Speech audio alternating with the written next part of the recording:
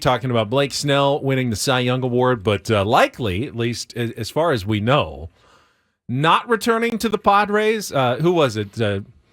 Was it Joel Sherman, or was it who reported that the Padres were still Heyman? John Heyman still all in on Blake Snell? Dodgers, Giants, Padres, all in on Snellzilla. All in is strong terminology at this point. Yeah, from what we've been hearing for the Padres this offseason. Well, I think if you're the Padres and those two teams are interested, you have to do everything you can to drive the price up on both of them. That's fair. That's fair. I will say that when the Padres have been all in on someone in the last few years, in the Peter Seidler era, there's a good chance they were going to land that player. They didn't get everybody, but they made competitive or overly competitive offers to everybody that they were all in on. And yes, they didn't get Aaron Judge or Trey Turner, but they certainly offered enough money to get either of those players, and they landed just about everybody else it seemed like they were going after. So when you say or report that the Padres are all in on someone, that has a totally different meaning to me now than it did a few years ago.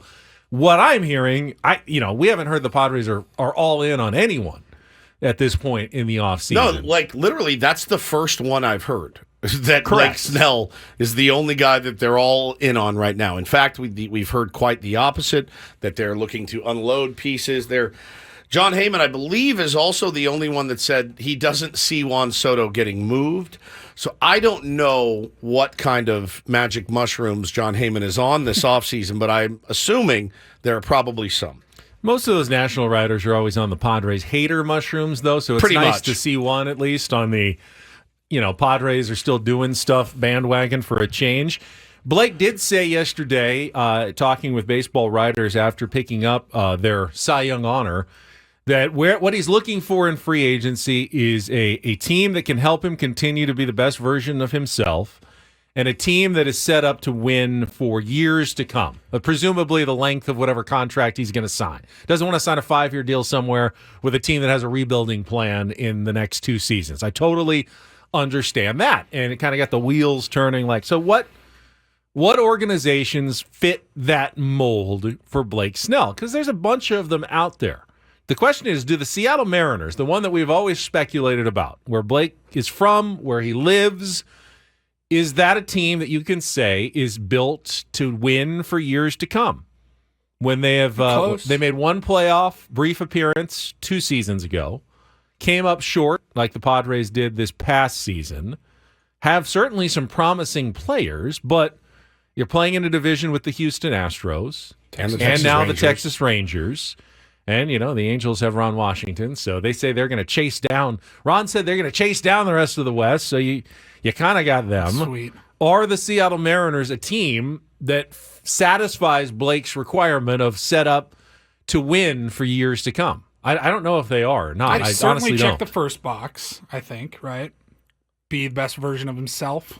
Probably, although I can also see Blake going. I can see, as much as Blake loves Seattle, knowing that it might be too much for him. Did you see how many people in his house last night? Yeah. I will need to supply 90 tickets for every a whole section I make. Every time might not necessarily be in his quiet moments what he thinks is the best for him and his career success in Major League Baseball. We, the talking heads, the national media, everybody that follows baseball, pretty easy to say this line, and we've all said it. He's going to go to the team that gives him the most money. Now, I don't think if the Kansas City Royals decided they had to have Blake Snell and they paid him the most money, I don't know that he would necessarily go there, right? I don't know that would happen. Pittsburgh. Right. I don't think that would happen. I do feel like he wants to win. He wants to win a ring. He's a competitive dude. I do think Seattle is a great fit. I think the Dodgers are a good fit for Blake Snell because he is really good against them, and they have money to spend. And they have a big pitching need. And they're a team that's allegedly set up to win every year. Especially if they don't bring Kershaw back as their left-hander, Snell does make a lot of sense. No question about it. The San Francisco Giants. Now, that's the one where I look at and go, I'm not so sure. I'm not so sure that that's a team that I look at Now they surprise Great me. Pitchers Park, though. The great Pitchers Park, but they surprise me every year. Seemingly, I can never really handicap what the Giants are going to do. Are they going to be? They're going to be terrible. Oh, cool! They won 107 games. Oh, they're going to be really good. Oh, they had a massive collapse and didn't make the playoffs either. So I just can't handicap it. So I think if you're Blake Snell and you're looking at that, there's definitely positives to it. They just lost their pitching coach, Andrew Bailey. He left and went to Boston, I believe. And so he's a really good pitching coach. He knows what he's doing. But, I mean, imagine Logan Webb and Blake Snell at the top of a rotation. Pretty dirty. I think that would be of interest to him. I also see him going somewhere like, I don't know, Texas. Imagine Texas going out and signing Blake Snell. Great fit.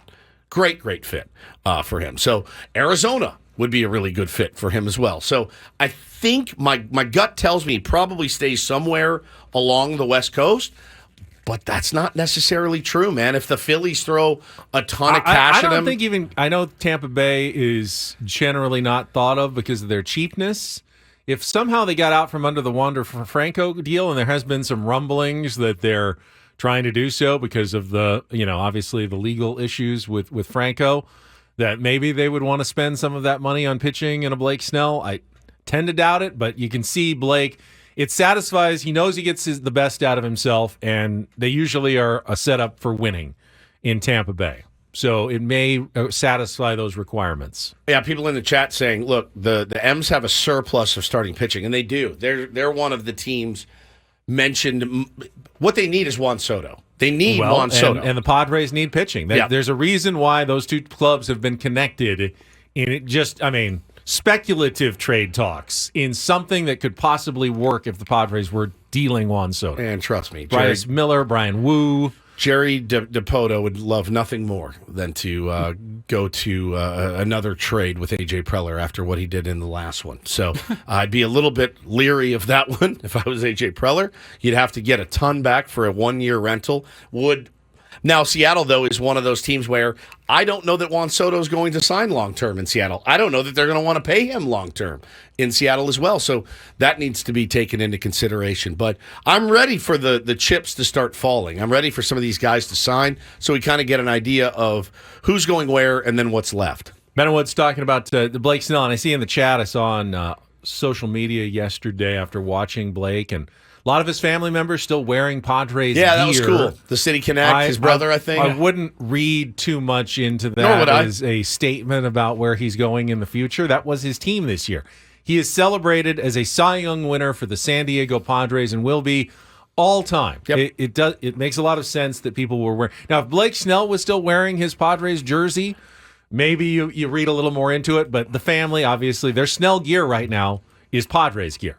So if they're going to be wearing Snell gear to support Blake Snell, it's going to be Padres gear. I do think if the Padres figure it out financially to get into the conversation with Blake Snell, get a seat at the table, I think they're strong contenders. He's not like, get me out of this place. Absolutely as far as we know, not. Yeah. He's the unusual type of cat where, like, you just don't really know what he's thinking. And here's what you know. If we're talking 180 or 160, would he take that type of, quote unquote discount and stay where he knows everybody and he's comfortable? I think he has a house. I think we have to get out of our head, though.